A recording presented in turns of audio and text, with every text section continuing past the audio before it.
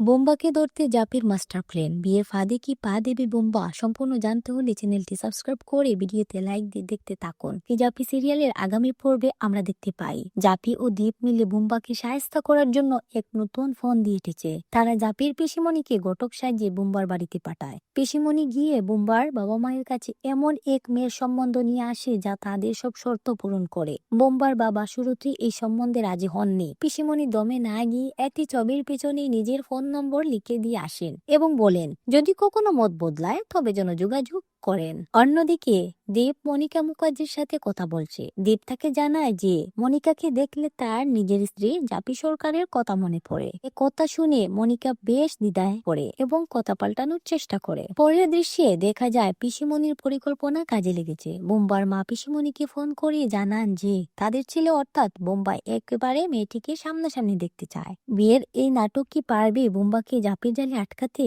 নাকি বোম্বা বুঝে যাবে সব কারসাজি? জানতে হলে দেখতে থাকুন রকি জাপির সুপারস্টার এর আগামী পর্বগুলো।